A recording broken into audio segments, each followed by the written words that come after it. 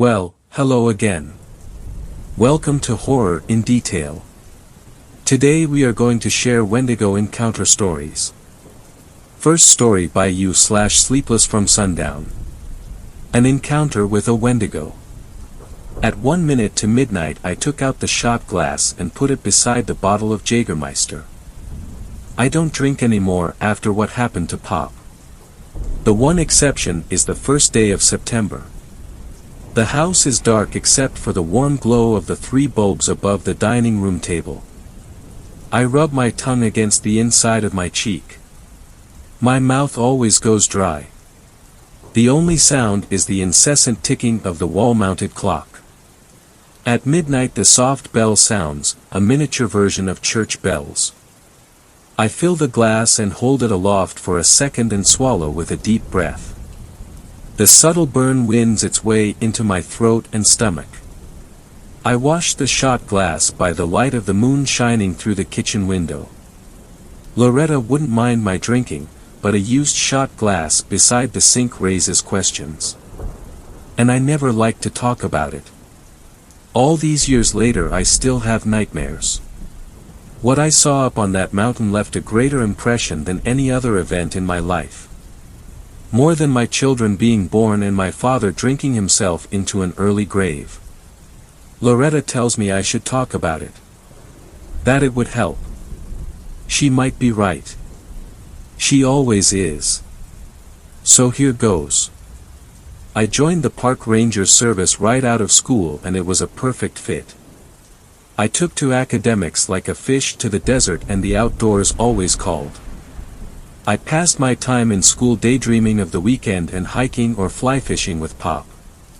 In the summer of '89, I was stationed in the Appalachians. Our jurisdiction encompassed trails leading all the way up the mountain. Up there the spruce thin out and clouds hang heavy even in fine weather at the base. I spent the summer clearing fallen branches from the walking trails after a couple of vicious storms over the winter. It was hack work reserved for the junior, but the truth of it was I didn't mind. The peak of the summer heat was spent and visitor numbers dropped as the weather began to turn.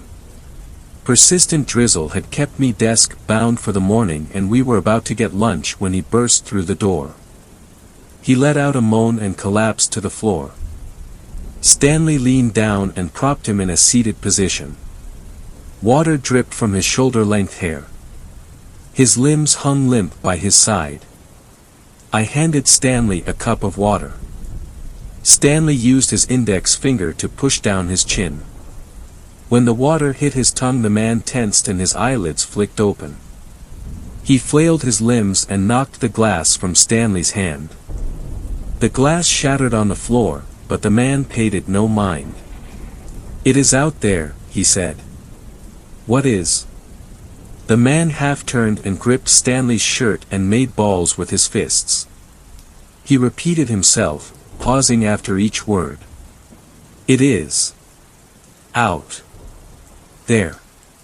He started to sob. He released his grip on Stanley and buried his face in his hands.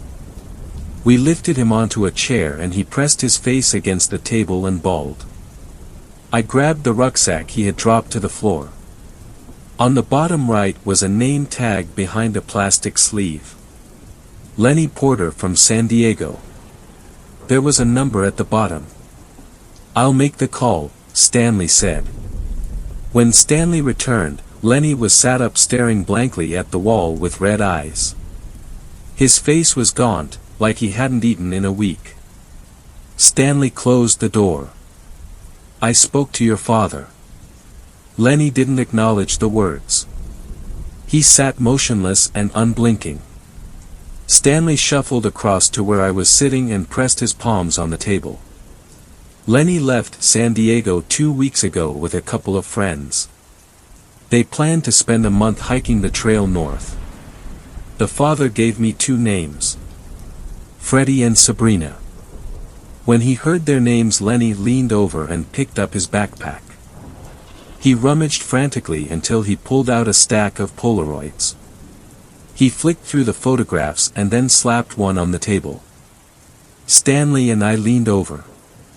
Flanking a fitter and healthier Lenny were what must have been Freddy, tall and wearing a baseball cap, and Sabrina, shorter and wearing a bright yellow top with an almost fluorescent blue belt pulling the fabric tight around her waist.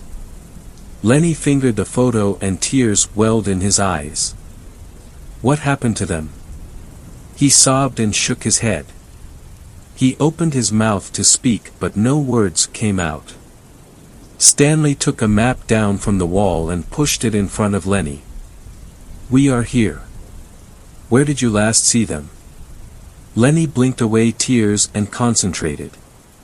He squinted at the map and pressed his index finger down and tapped it. Stanley took a pencil from his breast pocket and marked the map with a cross. I'll notify the police. Get the truck ready to go. During training they told us about search and rescue operations. The Rangers are the first responders. It was part of the job. Twisted ankles and wandering off the trail and getting lost are not uncommon and no reason to get the police involved. But this felt different. I secured the gear in the truck and Stanley appeared, flanked by a police officer in his early 30s. Harry is hitching a ride. His partner will take care of Lenny. We drove up the trail for about 15 minutes with the truck until it grew too narrow and treacherous. We split up the gear between us and set out on foot. Our destination was high up the mountain and far away from the trails. It was almost as if the trails deliberately avoided the area. We hacked our way through the thick forest. How had they ended up all the way out here? Stanley checked his watch constantly as we climbed. He wanted to get there before dark. I figured we would be lucky if we did. Stanley and Harry talked like old friends, asking about each other's wives and children. The park rangers are in effect an extension of law enforcement. It made sense to be friendly with the police, and living in a small mountain town made it almost inevitable. I liked that. As the sun dipped below the horizon, Stanley checked the map. Almost there. Get your torches. All right. Harry reached into his backpack and pulled out a flashlight. I did the same. Do you know what's up this way? Stanley said. I shook my head. Somewhere up here is an old cabin. Hunters used it as a base back when you could still hunt up this way. The cross our friend Lenny put on the map is just about on top of it. Let's see if we can get there before there's no light left. We didn't make it by dark. Twilight gave to night with little warning. Soon we were relying on the light from our torches. Being on a trail in the sunshine lends a sense of security up here, even when you are alone. Now, surrounded by black and with the trail long behind us, an uneasiness grew in my stomach for the first time. Stanley paused and swept his torch. He muttered something under his breath. Harry took a few steps to the right, lowering his head and squinting. There it is, he said. At the farthest reaches of Harry's torchlight the cabin emerged from the woods. Stanley tapped Harry on the shoulder. My eyes aren't what they used to be. The cabin should have been a source of comfort, but it only added to my unease. The roof was half caved in and trees encroached on all sides, gnarled branches reaching out like fingers. The structure looked like it belonged more to the forest than to man. The only door hung askew on warped and rusted hinges. 2 windows had long ago lost their glass. Stanley shouldered open the door with a grunt. Leaves and branches covered the floor, blown in through the open windows and roof. We dumped the gear inside. Stanley took out a lantern and tied it to a horizontal branch a few paces from the front door. He flicked it on and the light shone bright. If there was anyone lost nearby they could not fail to see it. We split up and entered the forest, guided by our torches. Stanley instructed us to go no further than the reach of the lantern. It was our lighthouse on the horizon. The wind blew in fresh from the north. I buttoned up my jacket against the cold. The beam from the torch was strong, but aside from the narrow cone of light, the forest was a deep and full dark. Stanley and Harry called out the names of the two missing, Freddie and Sabrina. I did the same.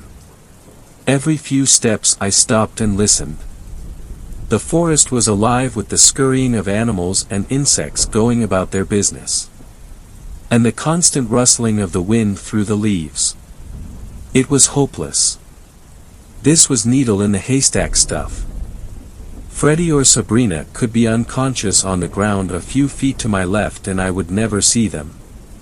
We should camp and wait for first light. Harry's voice cut through the night, louder and with urgency. I skipped towards the sound as fast as I dared. The two torchlights of Harry and Stanley played close together, the beams of light trained on the forest floor. "You might not want to see this," Stanley said as I came up behind them. It was too late. By the light of the torches I saw him. Flat on his back, arms and legs bent at unnatural angles. I almost gagged when I saw his face. The left side caved in, a red, bloody mess fragmented with the white of the skull. The right side was intact, one green eye staring up, wide and unblinking. The remainder of the face had an almost serene expression. It was not the look of fear that you would expect from someone about to have half their face crushed. No skin remained below the neck, the contents of his torso picked so clean I could see his full spine. "What did that?" I stammered. I didn't get an answer. Stanley fished the Polaroid from his pocket and studied it under the torchlight. He handed it to Harry. "It's him. It's Freddie." Harry jumped and swung his torch out into the woods. "I swear I heard someone talking out there," Harry said. "We've been calling out their names too." "No, it wasn't that. It sounded like whispering. It's the wind through the trees." Harry didn't look convinced. He called out the name of Sabrina and listened. Only the sounds of the forest. Stanley shushed him. "There's nothing we can do for the boy now. Let's get back to the cabin and radio down the news." Stanley took a few quick steps towards the cabin and motioned for us to follow. He seemed agitated. I didn't blame him. I followed on his heels. Harry lingered, searching the woods with his torch until he too fell in behind. The inside of the cabin felt like a sanctuary. Out of the wind and removed from the mangled corpse of Freddie, my mind processed the sight. I had gutted my fair share of fish, but this was different. I put my hand to my stomach and swallowed hard. I was overcome with a compulsion to repeat my unanswered question. What could have done that? Before I could, Harry gave us some more bad news. There was no response on the radio, only static. It wasn't surprising, the cabin sat in a depression between the peak we crested on our way in and the taller peak beyond. "We have to go back," I said. Harry shook his head. "Not in the dark and not when there's someone still out there." "We don't know if that girl is dead or alive," Stanley said. "I heard her." "You heard a whisper is what you said.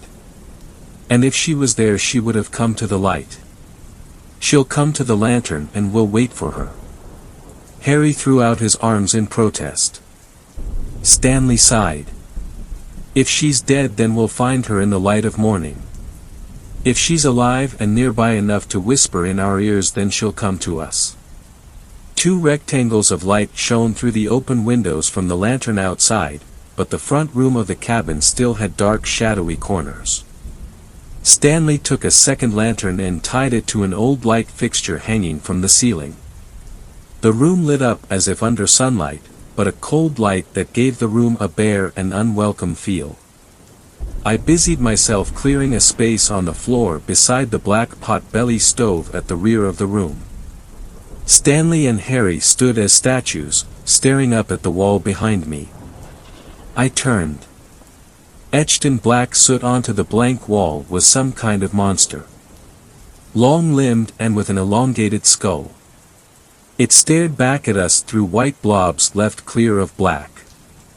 I took a step back and almost stumbled. What is that? I didn't need an answer. You don't live and work up in the mountains here without hearing the stories. Stories told dismissively by daylight, like you would talk about the monsters you imagined hiding in your closet as a kid. By night and around a campfire the stories take on a graver tone, and the name of the monster is only ever whispered. Wendigo. Of course I had never seen one. But if I had to imagine what one might look like, the painting in soot taking up the full height of the wall of the cabin was an exact match. I waited for one of the two men behind me to dismiss what we saw drawn on the wall. To make light of it and crack a joke. Neither did. Stanley uttered a simple instruction. No one goes outside without a weapon. Our shadows danced on the walls. The lantern hanging from the ceiling did not move. Stanley leaned and looked out the window. The lantern hanging from the tree branch swung back and forth like the pendulum of a grandfather clock.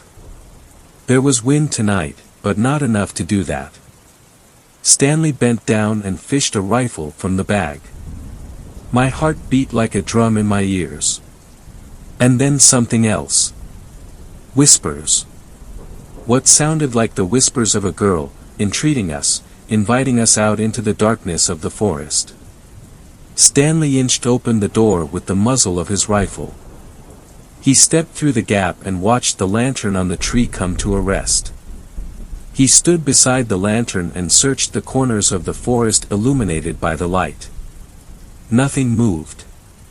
Harry unclipped the leather strap on his belt and drew a pistol and went to the doorway. I felt naked and exposed with my hands empty. I took a step backwards, the Wendigo drawn in soot looming large behind and burning a hole in the back of my head. A shadow flashed through the trees and Stanley swung the muzzle of the rifle and shot, the crack piercing the night. He raised the rifle to his shoulder and flicked it from side to side searching for movement. The lantern bobbed up and down. With a rush a long-limbed creature dropped onto Stanley from above. He screamed and wrenched the rifle around but had it knocked from his grip. Harry fired 2 shots and the creature let out a wail. It bounded towards the door and Harry slammed it shut. He pointed the pistol to the closed door and emptied the chamber. Harry took a step back and shot me a glance. Through the whole ordeal I had not moved. I had barely breathed. Was it dead? Was Stanley okay? The window, I screamed. The long thin fingers of the creature wrapped themselves around the inside of the window frame. Then the head appeared, uncannily human-like but distorted and disfigured. The chin elongated and the teeth like razors and drenched in blood. Its eyes white and piercing. Just like the etching on the wall. Harry grabbed me by the arm and hauled me into the back room of the cabin. He slammed shut the flimsy door. The back room was windowless and the only light was a thin strip at the base from the lantern in the front room. We crouched together, our shoulders pressed against the door. We listened. The light patter of footsteps. 2 thin strips of black interrupted the strip of light at the base of the door. Something stood on the other side. Come out, it is okay. It sounded like Stanley. Had he killed it? Come out. Harry straightened and I grabbed his shoulder. Don't open the door, I whispered. They say a Wendigo can imitate those it kills. My hand brushed against Harry's back and knocked the flashlight from his jacket pocket. I fumbled in the darkness until I found it and I flicked it on. I scanned the room for something, anything we could use as a weapon. I walked away from the door and kicked at the twigs and leaves on the floor. All that was good for was kindling. Something smelled rotten. There must be a dead rat somewhere. "It's Stanley," Harry said. I pointed the torch to him. His eyes were wide and wild. He must have killed it. He smiled at me and took a step back. The door slammed open and carried with it the rotten stench. What stood in the doorway was not Stanley, but the Wendigo. Harry kneeled before it, breathing in the noxious fumes. I shone the torch onto the creature. Its gray skin pulled tight on a gaunt frame. And then something glinted. A belt buckle. Around the creature's waist was the bright blue belt Sabrina wore in the Polaroid. "Sabrina?" I said. It turned to me and paused, tilting its head to the side. I thought I saw a glimmer of recognition, a brief moment where it knew the name. But then it snarled, its mouth opening wide and dripping with saliva. It wrapped two hands around the neck of Harry and leaned in. I acted instinctively, without thinking. I jumped at the creature, swinging the only weapon I had, the torch. I brought it down on its head with all the strength and adrenaline I had. It bucked and sent me flying into the front room beyond. I threw out my hands against the fall and grabbed the lantern Stanley had hung from the ceiling. It could not bear my weight and the cord pulled out from the ceiling and I fell with a thud. I jumped up at a burst of warmth from my stomach. The lantern had smashed on impact and the white-hot filament broke free of its casing. I groaned in pain and the creature lumbered forwards. I retreated into the corner of the room and pulled my knees up to my chest. It stood over me and opened its mouth, razor-sharp teeth gleaming white.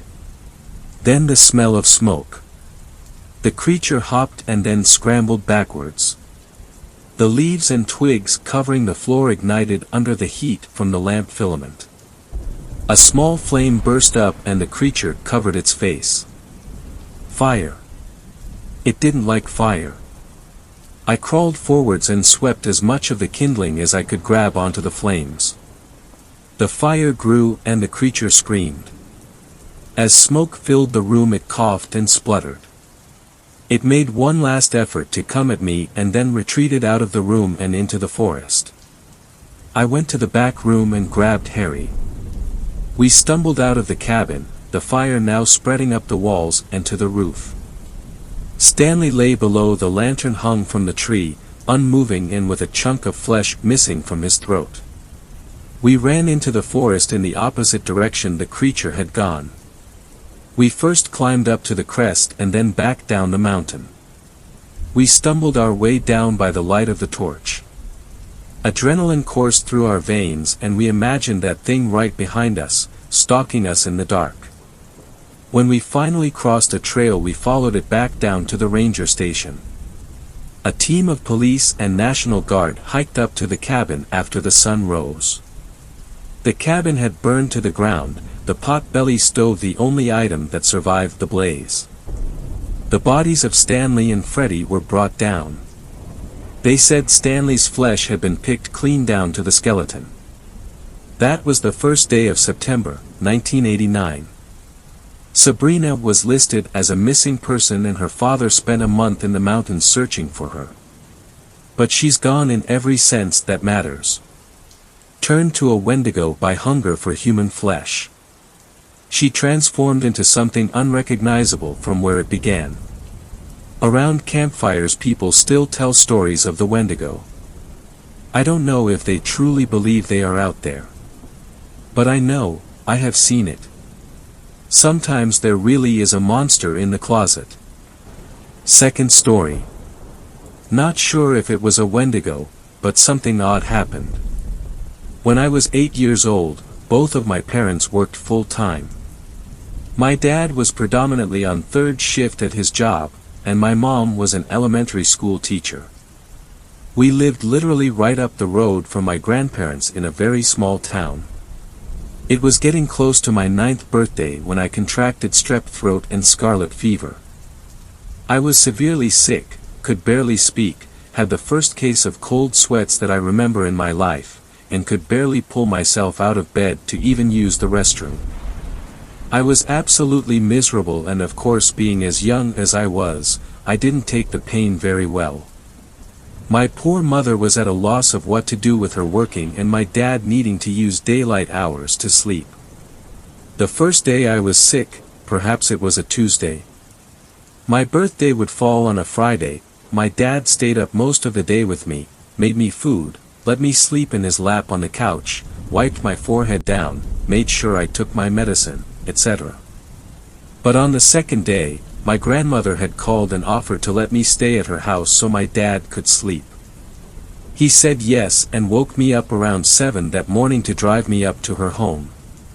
My grandfather also worked at this time too, so he was already gone to work when I arrived there. I don't remember too much of the early morning. I probably just slept in my grandmother's bed, tossing and turning when I'd wake up feeling extra bad. She encouraged me to swallow my awful-tasting medicine, a little more gently than my dad did. She did fix me some tomato soup to try and eat, and it was the first time since I'd gotten sick that I had an appetite. I should mention my grandmother had this cute Yorkshire Terrier named Samson. He was very docile, not like the usual annoying, barking all the time terriers. Samson came into the room and curled up next to me as I dozed. I do know when I woke up at some point, it had to be the early afternoon/lunch time because I could hear the TV faintly from the living room on some game show. My grandmother had a ritual of eating her lunch while watching a game show. I think it was The Price is Right. I was trying to fall back asleep because I had gotten this really bad headache, maybe from dehydration. I was on the verge of sleep when I was jolted awake by the Samson yelp that erupted from the living room. The terrier curled up next to my feet, perked up, but didn't move. I knew I had heard his name being called too, but it was odd he didn't respond. Samson. My grandmother called again. Samson. Samson. The dog still didn't run out of the room to her. I was confused, as he was so obedient to my grandmother. He was almost frozen, staring at the cracked open door but making no attempt to go to her. She called Samson, maybe 3 or 4 more times. Then I got annoyed. I remember flinging the covers off of me. Of course my clothes are sticky with sweat and I just generally feel uncomfortable and groggy. I stumble out of the room wiping my eyes, asking, "Grandma, do you need Samson?" "He's in your room with me." I'm in the living room and I have to do a double take. The TV is still on and blaring.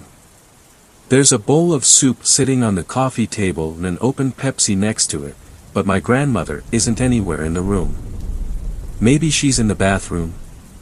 I crossed the room and went past the kitchen, empty too. I got to the bathroom door which was shut, and knocked. Nothing. I then opened it. No one was in there. The house is empty. It's not a huge house either, I've covered all of the rooms. So yes, my first reaction was to get scared. I could clearly hear my grandmother calling for the dog, but she's not anywhere inside. I can feel my hands and feet get all tingly. I start shouting for my grandma, but my voice is just echoing through the small, cramped home. Samson had gotten up at this point and was sitting near the couch, looking completely undisturbed. I fumbled for the remote and turned the TV off, and yelled, more like wheezed, to the top of my lungs, which you can imagine how painful this was with a scratchy, infected throat, "Grandma." The worst part happened next. I heard her shouting my name back. Clear as ever, like she was standing only feet away. I start crying now, scared out of my mind. I feel like maybe it has to be a ghost. I grew up with scary ghost stories courtesy of my dad, and I'm convinced now I'm in the room with a ghost. And then she/whatever this was, proceeded to call my name again. Then, there was a second voice, definitely not my grandmother's. It was deeper, definitely more masculine, and absolutely terrifying as it shouted, "Come to the front door." I did not do that, Instead, I made sure to run back to my grandparents' bedroom, lock the door, and pick up the telephone on their nightstand. I called my own home phone and my dad's sleepy voice answered. Through a barely comprehensible voice, I managed to croak something like, "Daddy, there's someone in the house and I can't find Grandma. She's gone." My dad of course said he jumped out of bed, grabbed his Swiss Army knife he kept in a drawer next to the bed, and ran down the road to the house in his PJs and bare feet. He ran up to the front door, jiggled the handle, it was locked. So he made his way around, and since he knew the garage code, just punched it in and got inside. A quick sweep of the 3 rooms of the home showed no one was in there. It's not like there was really anywhere to hide. I ran out of the room once I was sure he was there and began bawling in his arms. He kept reassuring me there was no one here, and then asked if I did know where Grandma possibly was. I said I hadn't, and explained I'd woken up to her calling for Samson, but she hadn't been anywhere there. This was back when cell phones were definitely around, but there were no iPhones and my grandparents certainly wouldn't have been buying them anyway. My dad had one but not on him at the time. I could tell he was trying to keep calm, so he just said we would need to go back to our house. I was sure he was probably going to call the police at that point just because my grandma still hadn't popped up and her car had been in the garage when he got in. If she'd left, she'd gone on foot. We hadn't even made 2 steps out of the driveway when from my grandma's neighbor's house, my grandma was strolling out, chatting to the neighbor. She saw my dad and then me, crying my eyes out, and immediately ran over to see what was wrong. She was super apologetic. She said she'd stepped out right when she'd heated up her soup to go see her neighbor, who'd called about looking at something my grandma was going to buy. My grandma had figured I was asleep and she'd only be gone for 10 or 15 minutes. At first people may have assumed I was feverish, therefore delusional, but I still stand by what happened. I know for a fact I was definitely alone in the house, save for Samson, but the voices I heard were real. For a while I was hesitant to go back to my grandma's house, because this happened in the middle of the day. I later read stories at school about Wendigos, or creatures that would disguise their voices to lure people. This was the closest explanation I could ever form about what I heard. I never shared to anyone that I thought it was for sure a Wendigo, and chalked it up to maybe just a ghost. I'm close to my 20s now. Last year was the first time I shared this story fully to my grandpa, who used to just say the fever must have made me had bad dreams. We were sitting on the front porch of the house, smoking cigarettes and exchanging anecdotes. When I finished telling him, for the first time he looked sort of disturbed about it. He finally put his cigarette out and just stared out into the road. Then he cleared his throat and looked over at me. "You know," he said slowly. "Some funny things used to happen around that time. In the middle of the night, I'd wake up to take a piss or something. When I'd first sit up in the bed, I could hear your grandma sleeping away, snoring." He chuckled, but his face grew serious again. "Anyways, I'd always hear her calling for the dog. I tried to remain looking calm, but my voice still shook when I asked him even when she was sleeping. Sleep talking?" "No," he shook his head. "I heard her calling from outside, maybe the living room. I dunno, honey.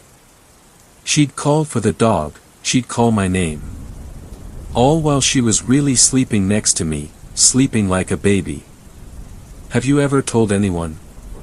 "No, I don't want to scare her. She's real scared of ideas like ghosts and stuff. That's why when you were younger and that thing happened, I told her just to remember you'd been sick, fever and all. Probably having nightmares." He looked gravely at me. "Don't repeat this to her please, honey, she's really not the type to be scaring." Of course, I wanted to cry. I had this itchy, creepy feeling suddenly about being at the house. "Grandpa, do you still hear it sometimes?" "Oh yes," he was now reaching into his breast pocket to get out another cigarette.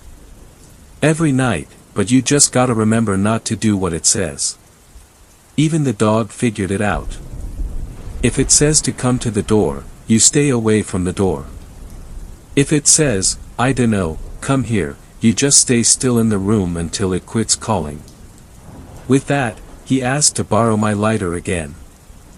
Third story. This story was shared by u/Reflexy0n.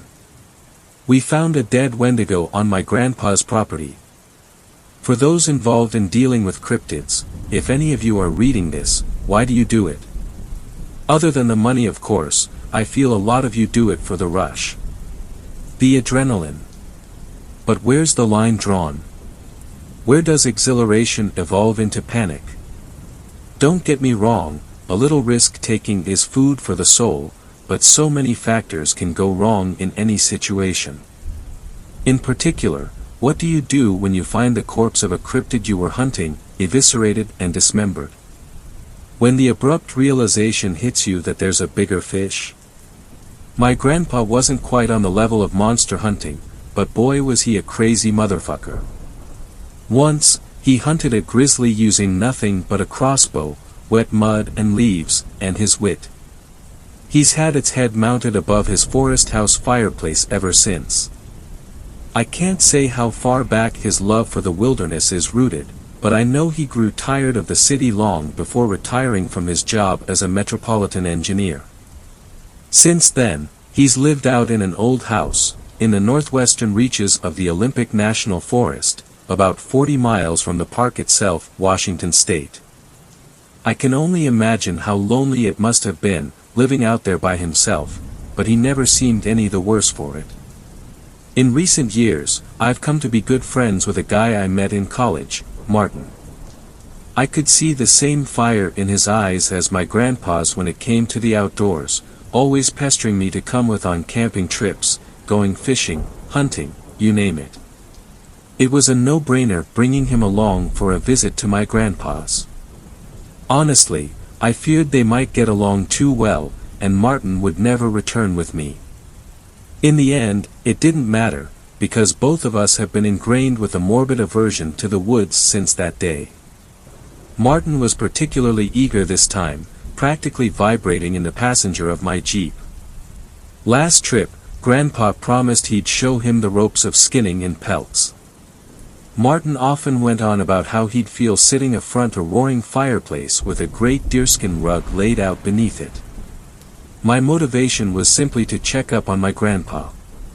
He hadn't been responding to my attempts at contacting him for the past week, so naturally I was a bit worried. We ran into a problem early, driving up the long dirt road to my grandpa's. Rounding a corner, I slammed on the brakes, seeing a slew of fallen trees lying across the road. Damn! What happened here? Martin exclaimed, there haven't been any storms recently, right? I sat with my hands 10 and 2 on the steering wheel, lost for words. No, it's been pretty clear weather round these parts since March. Weird. Shutting the engine off, I hopped out of the Jeep. The only sounds were the leaves, flittering in the mid-spring breeze. Nature's white noise. We were a little over 2 miles away from the house, an easily walkable distance. Grandpa had enough equipment that we didn't need to bring much of our own, so our bags were light. I had my phone, a flashlight, water, spare clothes, and my utility watch strapped around my wrist. My plan was to get up to Grandpa's, and come back down in his truck to chop up the fallen logs with a chainsaw. We thought it would be more fun to go through the woods alongside the track. A long dirt road means only boredom, after all. We scrambled down the left side slope and began our trek, keeping an eye on the road to follow its route. Only a few minutes later, the smell hit us. Putrid carrion. It was nothing unexpected, animals in the forest die all the time. Even so, that hardwired part of my brain was repulsed at the smell. Shit, something's festering out here, I said, can't imagine how it'd smell in summer. Martin let out a small retch, but agreed. The stench only grew stronger as we went on. It was at its peak when I almost tripped over a sharp object on the ground. I thought it to be a cluster of branches at first, but the notion quickly dissolved upon seeing their pale, ceramic reflections. A decapitated stag's head lay right in front of us. It was wrong, though. The teeth were too long, and the bone of its face was exposed. Even with the odor, I could tell it was fresh from the viscous black blood that seeped from its neck and mouth. Martin spoke up, "God damn, that's freaky. You think a bear did this? I mean, there's only black bears here, right? I doubt they could pull off something like this. A cougar, maybe? I don't know. Never seen one straight up decapitate a stag like this, though." My eyes were drawn to a trail of blood, forming a jagged streak ahead of us on the ground. My gaze followed it, until it terminated at the stag's grisly mess of a body. Well, it looked quadrupedal from a distance, but as we moved closer, I found myself sorely incorrect. The body was that of a monster. Large in stature, but bony and gaunt. Long, razor-sharp claws lying splayed across the ground like kitchen knives. And all covered in patches of dark wizened fur. "Is it bad?" Martin called out, approaching from behind me to get a look. When he saw it, he went still and quiet, as had I. There was no statement that could do the sight justice. I'd heard the old tales of the horrors lurking deep inside the forests, but never experienced them face to face. It was still, laying dead as the fallen leaves beneath it. It looked crushed and broken, littered with what seemed to be wide and deep puncture wounds. Martin managed to speak up. "Is that?" But before he could say any more, a sudden snap broke the tension. The snap of a twig, no, a branch. My spine shot straight upright. Against my better judgment, I found my head gradually swiveling in the direction the noise had come from. When I caught a vast, hulking shape in my peripheral, I whipped around to face whatever was there. I saw something, just for a moment. Enormous, long limbs draped in shaggy hair, the color of pine bark. But as quickly as I'd turned, the image vanished. Rising dread threatened to pry my lips apart in a scream. I looked far and wide, but nothing was there. "Kel, what is it?" "Wait, the cougar isn't still here, is it?" Martin whispered. "No, it's nothing. Let's keep going, we can talk about this later with my grandpa." But the cat could still be loitering about somewhere. It's best we don't stay in the same place for too long. Before departing, I snapped a few pictures of the mangled corpse on my phone, zooming in on the head without backtracking to get a better angle. Something told me that turning back, however briefly, would be a terrible mistake. We went on with urgent pace, pretending to ignore the heavy movements between the trees nearby. Large animals will inevitably give away their movements, but they snap twigs, not entire branches. Even so, the movements sounded anything but clumsy. No, they sounded calculated, those of a stalking predator. As hard as I tried to filter them out, I caught myself glancing to the sides and behind very often. I don't know whether I was hoping to see something, or nothing. Still, the woods around us were empty, other than ourselves. "Hey, Kel, if there's a mountain lion around here, we should go up onto the road for a bit. It'll be easier to bolt if we need to." I agreed, and we veered off to the right, climbing up the roadside slope. Deep down I knew that whatever was out there, it wasn't a big cat. We only told ourselves that, skirting the subject of monsters now made very real to us. The forest fell silent as we walked along the road. That was far from being comforting, though. If the woods are quiet, predators are about. It's a well-known idea in the community of wilderness enthusiasts. What did ease my mind to a degree was the sight of a herd of deer standing in the track. They cocked their heads to look at us, but didn't seem all too disturbed by our presence. At the same time, a feeling of being exposed, vulnerable, grew as a hard lump in my gut. They started to move on as we got closer, wandering off the road and into the woods. One of the deer stayed in place. It wasn't frozen, no, but constricted. It twitched and whimpered as it started to rise off of the ground, as if weightless. It happened so quickly. Its screams were cut off as its limbs were snapped and crushed, and deep wounds erupted over its body. And then, like it had been there the whole time, it stood. It was a nightmare. Huge, unimaginably so, rivaling two elephants stacked up. It was hunched over, resting on impossibly long and thick forelimbs ending in spindly, sloth-like claws. Its body was long too, ending in a pair of shorter legs, knees inverted with feet supported by spur-like appendages. The lolling head that sat atop an arched neck looked like some bizarre cross between a horse and a crocodile. Hollow pits in place of eyes, the torn skin around its mouth revealing horribly uneven and misshapen teeth that jutted out at irregular angles. The fading sunlight glinted off of the long gashes covering its sides and head. The dead creature from earlier had definitely put up a fight. But it could never have been enough. As we stood, stunned, it reciprocated our stare, the only real movements being the sets of rib-like appendages undulating on its underside, rendering the deer into a torn sack of flesh and bone fragments. The poor animal seemed to wither before our eyes as the sharp ribs forced deeper into its body, like a juice box having the last drops sucked out of it. In that moment, we were part of the herd. Paralyzed. Some had already run off, but others were as statues in the presence of this beast.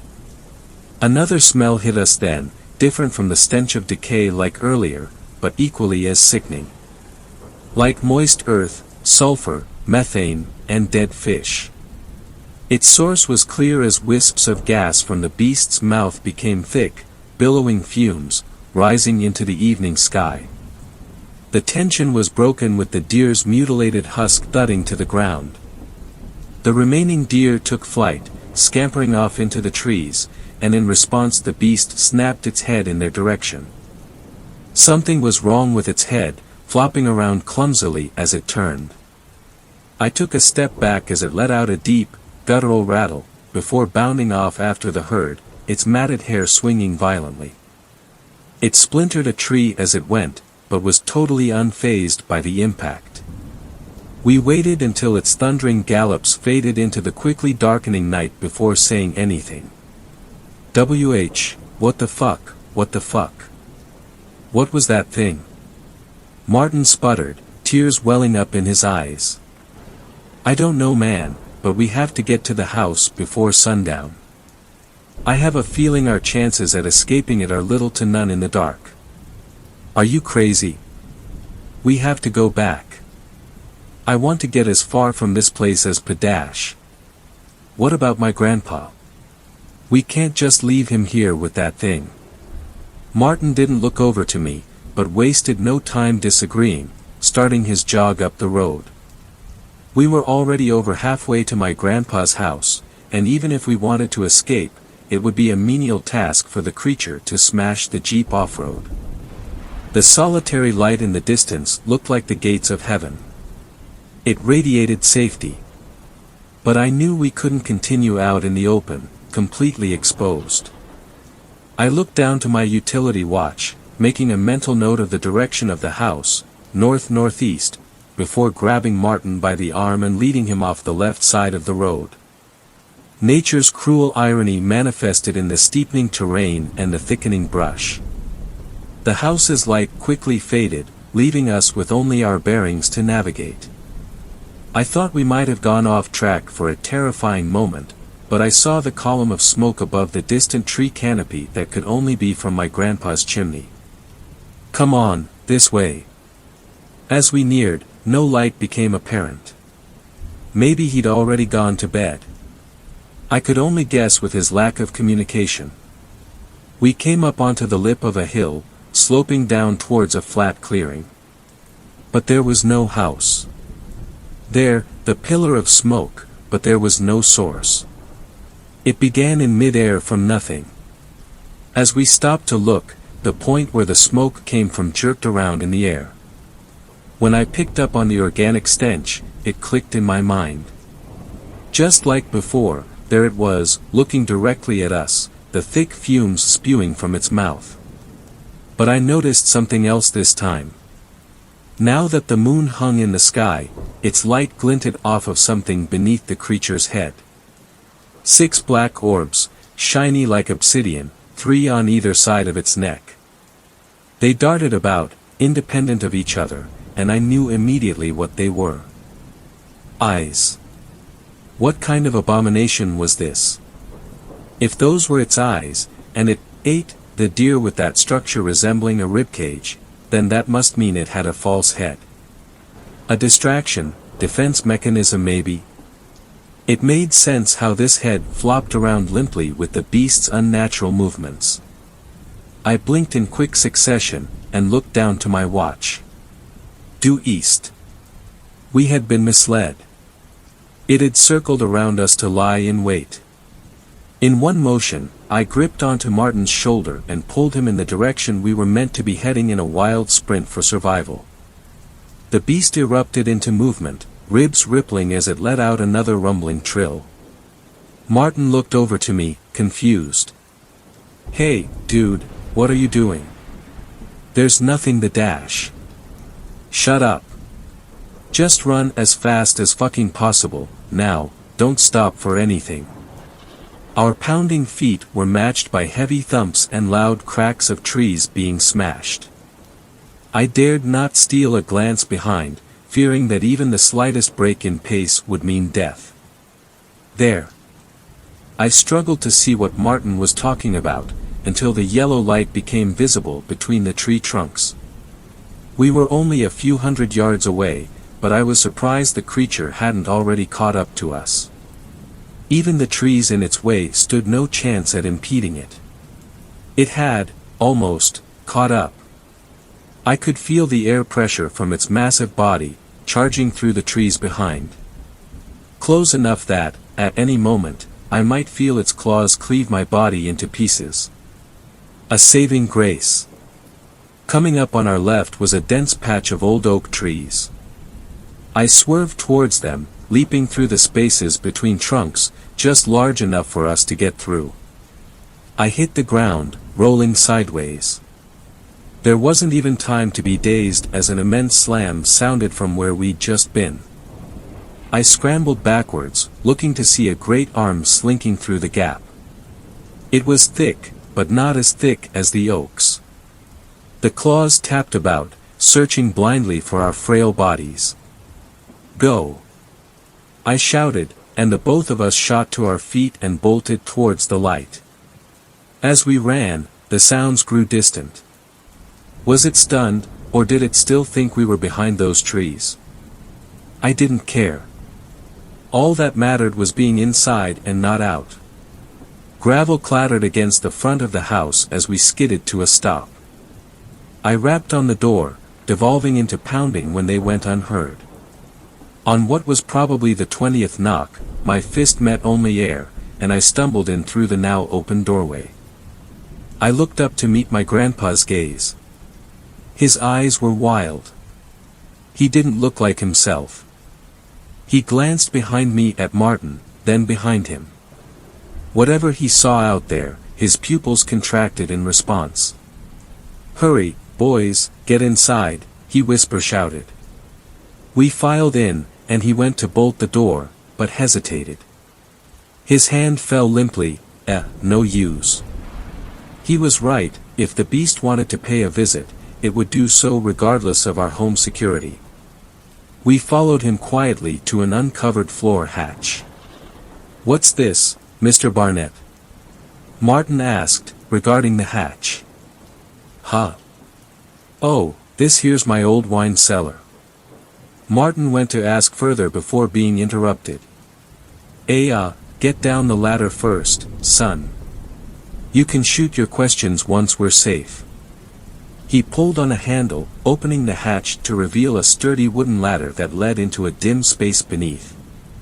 One by one, we clambered down its dusty rungs, meeting the cold concrete floor at the bottom. Grandpa was last, tugging a heavy rug over the open hatch, before closing and securing it. I take it you've seen the thing, right? Jesus, Granddad, we barely got away, I gasped, still out of breath from our escape. Unscathed? Yeah, mostly, other than some scratches. Good. He walked over to an upturned crate and plopped down onto it. Martin and I looked between each other, then back at him. Well. Martin said, you seem to know what we were dealing with, so what the hell is it? Grandpa gave Martin a scowl of disapproval, quickly relenting into understanding. I'd scrutinize you on your manners, boy, but now ain't the time. He released a tired gasp, letting his head drop down, before inhaling sharply and looking back up at us. I seen it only once before, in my varsity years. Had some Danish friends on my course who said I should come visit them over there, go and do some backpacking in their home country. Beautiful landscapes over in Denmark, really. Peaks rising out of the trees, you know. Before he could lose himself in a daydream, I cleared my throat to bring him back to reality. Oh, right. So, we were pretty deep in the woods when it happened. We'd all gotten paranoid, 'cause we thought something was following us. Something big, elk maybe. But we never saw nothing, only heard it. And then, God, one of the girls in front of me started to, levitate. I dunno, she was just rising up off the ground, gripped by something. Whatever it was made a mess from her. Crunched her up like a meatball being squeezed. I saw it then. Curved bones wrapped around her, stabbed in deep. Ain't never gonna forget the sight of it, it's like a stain on my mind. We saw the same thing, Martin piped up, only it was a deer. Looked like it sucked everything out of it when it was done. Yeah, I can't say I know how it works. You can only see it if you know something's there. If it's there. Anyway, we ran as fast as we could back down the trail, and we seemed to lose it. The whole time there was this rancid stink though, eggy and earthy. Ugh. We wound up back in the town we'd started from, went straight to the police station and reported it. Apparently all they found was a little chunk of meat, piece of thigh or something like that. One of the other guys told me about the tale later on. He brought up the smoke we saw rising out of the forest, when we were back in the town. An old Danish legend went that people through history seen smoke columns in the woods, and most who went to check it out never returned. They said it would move around, not like how a fire would spread, but like it was wandering to and fro. Damn, that's a horrible story, Grandpa, I said. It doesn't help us figure out what it is though. We already know the stuff you've just told us. Well, he replied, I'm sure it's got many names, seein' how it can just pop up where it likes. But I only heard it called the skorstender. Means chimney beast, if I'm remembering right. That makes sense. We thought we were seeing the smoke from your chimney, but it led us right to it. Kel, Grandpa sighed, this house ain't even got a chimney. Martin looked over to me, scoffing, then back over to Grandpa. So it lures people in like that? Sure, but I don't think it means to. I'ma take a gander and say it started up with the fumes after it ate that deer. Yeah, I replied. Whatever that thing is, it ain't from here. It ain't from anywhere on the planet, I think. It eats something, then starts giving off smoke. Waste product from digesting, I'd guess. So, shit gas? Martin chuckled. He always was able to find a way to lighten the mood in dire situations, even if just a little. I looked up at the monochrome ceiling above us, mulling over what Grandpa had said. I remembered how this whole thing had started, and pulled out my phone to bring up my photos. We found this after starting our way up to yours on foot. I have an inkling, but do you know what it is? Grandpa squinted at the screen, then took it from my hand. Scroll to the right, that's only the head, I said. His silent focus was only punctured by the dull taps of his finger on the screen. Recognition lit up in his eyes, his head bobbing up and down. Well, I'll be damned. Wendigo, right? I asked. I gotta say, never seen one around these parts before, but then again I was never looking for one. I doubt you need it, but keep that as a reminder for what this beast is capable of. I put my phone back in my pocket, sighing and letting my chin drop into my hands. In any other situation I'd be shocked to find out such a creature was real, but not now. This is all great, Mr. Barnett, Martin said with quivering uncertainty, but it doesn't help us. What are we gonna do? What can we do? I don't know.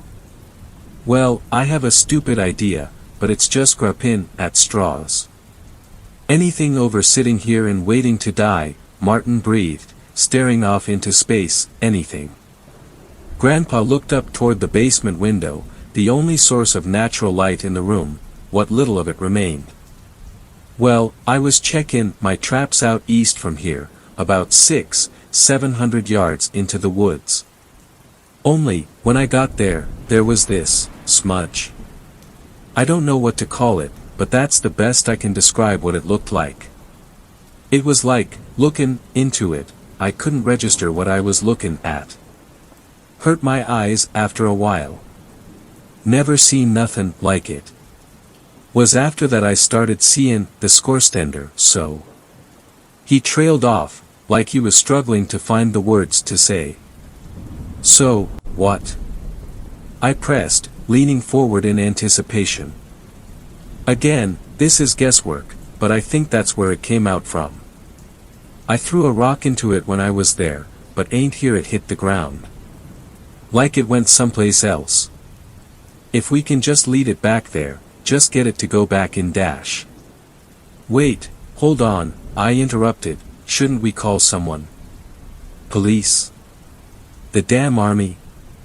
What you think will happen to the cops when they come out here, huh? What's a chief and a rookie in one police car gonna be able to put up against it? And good luck convincing US military to send out Marines. You'd be lucky if they thought it was a joke. I shut my mouth, swallowing my next words, allowing Grandpa to continue with his proposition. Either the beast leaves, or we die. I'm not even gonna talk about trying to drive away, you seen what it does to the trees. Stealth might work, but it's better at that than we are, big as it is, and I don't want to risk either of yous losing your lives. His last remark sent a chill down my spine. He'd said nothing explicitly, but I already began to understand what he meant. Granddad, you. Don't worry about me, champ. I got something, but you gotta listen closely. Both of you. Martin and I set our full attention on him. I wanted to hear his plan, but I really hoped it was going to go a different way from what I was thinking. Now, I want to make this clear before anything else. I'm going alone, and you boys need to sit tight and do as I say. My heart dropped, plunging into the stone-cold sea of despair. Are you crazy? No, I have to go with you, I dash. Grandpa cut me off, shushing me. As I say, he commanded. I knew he was right, but in the face of loss my thoughts wrestled against the idea. Okay. Now I'm gonna call you when I'm a ways off, alright? You have to pick up, and stay on the call with me. It's vital you keep your attention on my voice. I need both of you to be brave for the next part. I need you to make as much noise as you can. Martin's eyes bulged in fear. Won't that just get us killed? I haven't finished. That's only up until I call you. When I do, you shut up, and you hide in the darkest corner of this cellar, okay? I was heaving for breath now, cold beads of sweat budding on my forehead, but I closed my eyes and stilled myself. Why yeah, okay. Good. Once we're connected, I'll start dash. We were silenced by a single muffled thump from overhead, so forceful that the ceiling spewed cement dust down on us. Then another thump. And another. And another. I fell off my perch in shock when a booming crash sounded from above, chased by the clattering of rubble. The steady thuds drew nearer, louder, until the only sound was that of the floorboards, groaning under immense weight. I looked over to Grandpa, who looked over to me and whipped a finger to his lips. I nodded, then slowly turned toward the basement hatch. The beast was trying its best to move silently. A stifled whimper escaped my lungs as I saw the hatch buckle. A loud bang shook the house's foundations, then nothing. In the silence, I could make out the beast's ticking growl. It was toying with us. Trying to catch us out, make us think we'd been foiled so we'd burst out in a panic and try to flee. Its intelligence terrified me so much more than its grotesque appearance. It tried this bait a few more times, before huffing angrily. The heavy creaks grew distant until we could no longer hear it, aside from the single crash of a fallen tree somewhere outside. I stood up, eager to set this plan into motion, only to be dragged back down by a firm grip on my arms. My eyes fell to meet my grandpa's, looking at me with a wide-eyed scowl. "Sit down," he hissed, "not yet. Bastard's clever. It's probably waiting at the tree lean, watching for us to come out." The three of us sat in silence, ears attuned for even the slightest noise to indicate its presence. After an excruciating wait, Grandpa rose to his feet and crept over to the ladder. He scaled it, wincing at the creak of a rung, then pushed open the hatch ever so slowly. The rug that had been above was tattered, torn fragments slipping down into the now open space. He peeked out from side to side, checking rigorously that we were safe. As he pressed his hand upward, what sounded like a broken tile was disturbed, clattering to the floor above us. Grandpa froze in place, visibly tensing. Creawalk. The heavy step, followed by the guttural rattle. I prayed to God I wouldn't hear, forced Grandpa into action. He pushed himself off of the ladder, tucking and rolling to the floor, right before the hatch was slammed by immense force, cracking it and warping the hinges. Grandpa shot to his feet, adrenaline far outpacing his old age. He glanced around wildly at the floor, before looking up at us with newfound determination. "Ah, shit, damn it. Change of plans. Martin, distracted. Make some noise. Kel, give me a leg up to the window." Martin's jaw fell open, and his breathing quickened. "Fuck," he yelped, pressing fingers into his temples, but to his credit he turned toward the hatch and started up a racket straight after. "Come get it, you fucker. You ugly sack of shit." While Martin was busy cussing out the chimney beast, Grandpa and I hurried over to the window and braced myself in a kneel, fingers locked together forming a foothold, where he planted a foot. 1, 2, 3 dash. I heaved him up, holding my posture while he unlatched and swung the window open. My body was already tired from running away, and Grandpa was heavier than he looked. Still, I hauled him up further until he was out past the waist, and he pulled himself out into the hazy night. I kept my focus on him as he turned around, refusing the urge to look as I heard claws cleaving away ravenously. "All right, I'll be calling in a minute," he panted. "When I do, tell Martin to zip." "I love you, bud." "You too, Granddad." My words latched onto him, fueling a forgotten instinct that slammed his heels into the forest floor and sent him sprinting into the trees, fading until he was merged with the dark itself.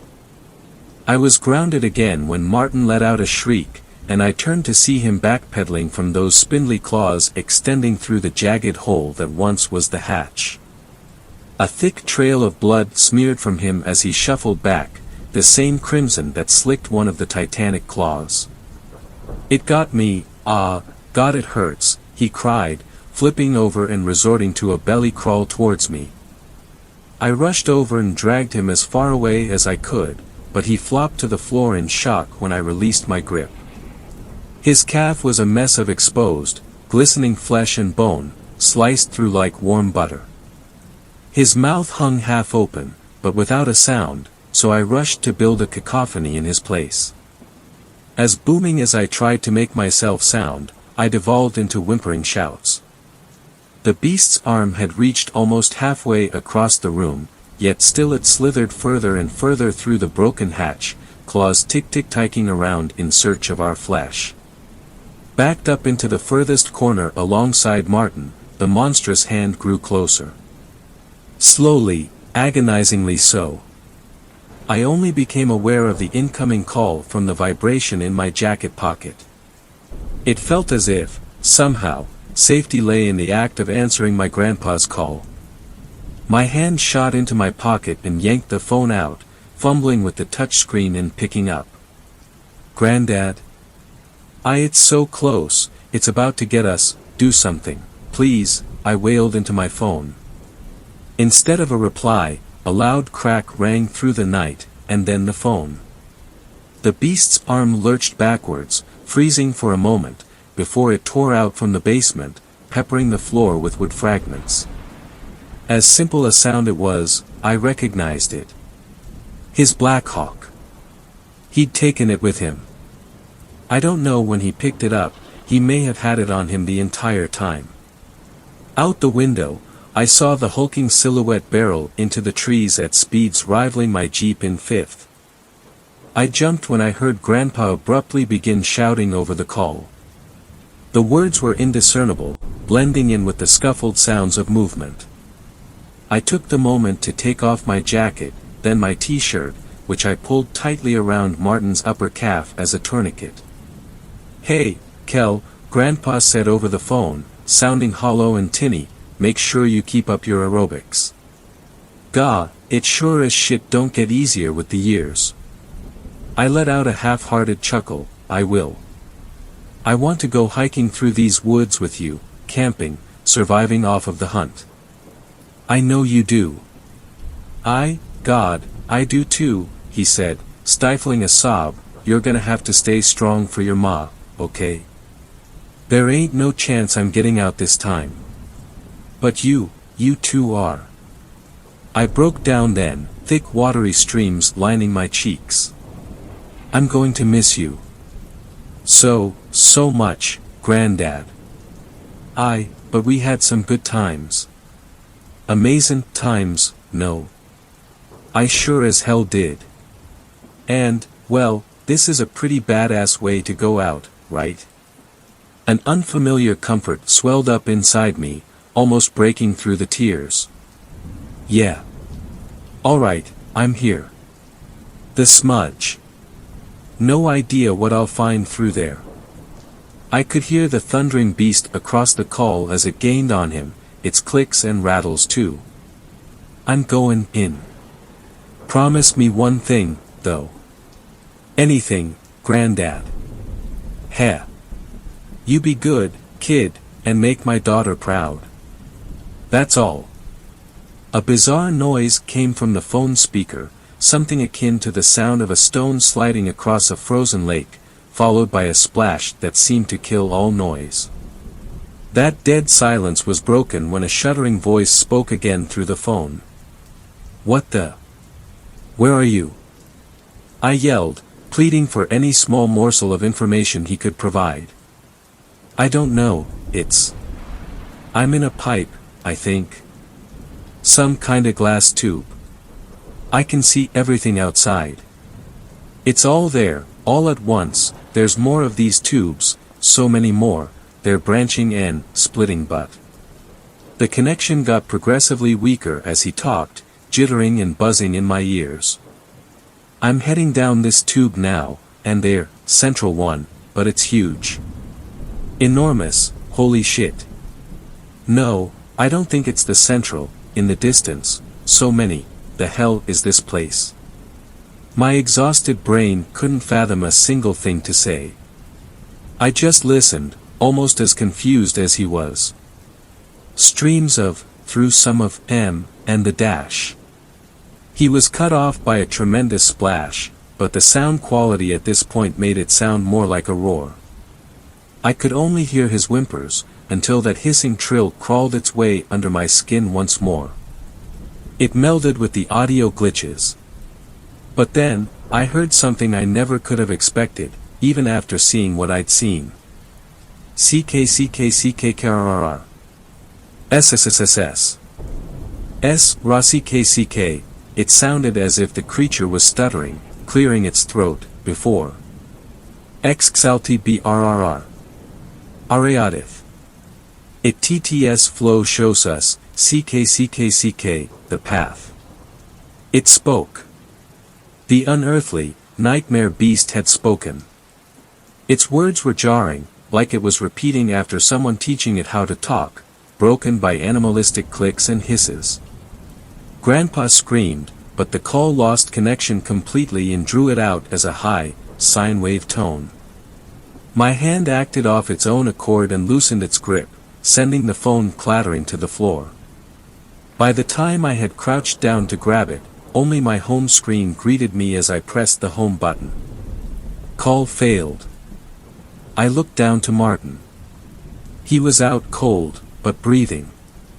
The bleeding had died down, but he needed urgent treatment. Even so, I fell to the floor, back slouched up against the cold concrete wall, and decided to wait it out until sunrise. I was certain Grandpa's plan worked, but just the slightest uncertainty held me in place. The adrenaline was beginning to wear off. My limbs ached, head thumping. I fought against my eyelids, but they felt as if dragged down by anchors. All light vanished, and I faded into sleep. I woke to heat on my face, and a red-orange blur. I opened my eyes, grimacing at the rays of sunlight that poured through the destroyed basement hatch directly onto my face. Any notions of a simple nightmare were shattered. Martin. I rolled over on my side, seeing him laying a few feet away. Thank God, he was still breathing. The blood coating the skin of his left leg was dry and crusted, but a small amount of it still seeped from his mangled limb. I chose to let him rest while I turned to the broken ladder, hauling myself up what remained of its rungs, and out into the house, what remained of it, at least. Utter devastation. I do not exaggerate when I say almost the entire front portion of the house was gone. Wooden beams jutted out from piles of rubble and dust, but all was still. Unlike the day prior, birdsong weaved throughout the woods and into the ruins. I recall learning about how forest animals would go quiet when a predator is nearby, but I'd been too on edge to notice until their sounds had returned. Still, subtle chills wormed their way up my spine. I felt safe, but I'd also felt safe with Grandpa in the basement, until the attack. No smoke plumed from anywhere across the tree-line, and no stench defiled my nose, but I couldn't shake it. I spent some time scrabbling around in the back half of the house that still stood. Quicker than expected, I found the keys to Grandpa's truck, in the corner of the kitchen counter. I practically leaped down into the old wine cellar, then slowed my pace, gently shaking Martin, until he stirred. He was groggy and confused. "Don't worry, man. I'm gonna get you home." I wrapped his left arm over my shoulder, supporting him to the ladder. It was tough getting him out, but I did, and we hobbled through the ruins to the truck. Driving faster than truly necessary, I swerved, slamming on the brakes when the fallen tree trunks came into view almost out of nowhere. The jolt shook Martin, and he came to attention from the pain in his leg. I apologized for it, but wasted no more time in getting out and helping Martin down from his seat. The stench of death was stronger in the air, the Wendigo corpse festering nearby. It brought me back to the night before, the raw terror, spawning paranoia within me that grew intense over the short walk between the truck and my Jeep. I felt exposed, naked. We made it across the trees and into my Jeep quickly, even with Martin's injury. Still, without any warning signs of the beast, my heart was drumming so hard I could see my chest pulse. After a messy three-point turn, the wheels slipped, kicking up dust before we shot away down the track. We drove until reaching the small police station, where I flew out of the Jeep and burst through its double doors. Perhaps a rash action in retrospect, but my mind was elsewhere. Before anything else, I had them call an ambulance for my friend, following by reporting a severe animal attack. When I was asked what attacked us, I spat out, "Cougar." The officer grunted, and I laid out the facts. Grandpa was gone, dragged away by our assailant. An ambulance arrived soon thereafter to pick up Martin. The EMTs were visibly surprised by the laceration, but attended to him nonetheless. He'd lost a fair bit of blood, but they quickly got him in stable condition at the nearest hospital, where he stayed for the next week. A search party banded together to look for Grandpa, but they found nothing, of course. I was questioned about the state of his house, but I think the trauma welling up in my eyes was the best defense I could have had. No scorch marks on the rubble to indicate explosives, nothing. It's been a few years since this all happened, and I've made it through the stages of grief in one piece. I'd like to say Grandpa lives on in my memory, but that wouldn't be entirely accurate to say. I can still remember him, our conversations, days out, the smell of his fireplace, all that. But no matter how hard I try, I can't remember what he looked like. That's to say, there's only an imperceptible smudge where he once was in any pictures I still have. I don't know where he ended up, some massive network of tubes, but I get the distinct impression that his grave lies elsewhere, in another place separate from this world. I'm eternally grateful for his sacrifice, yeah, but I can't help but think that it was only our lives that were saved from the scorestender. Are there more of them, or is it somehow able to relocate itself? Only my grandpa would have answers, but, yeah. Just in case, if you find yourself out in the wilderness and you see a steady plume of smoke rising from the trees, perhaps even smell the organic stench of digestion, it'd be best to call off the occasion entirely. Once it's on to you, well, I only hope you're as lucky as we were on the day my grandpa died.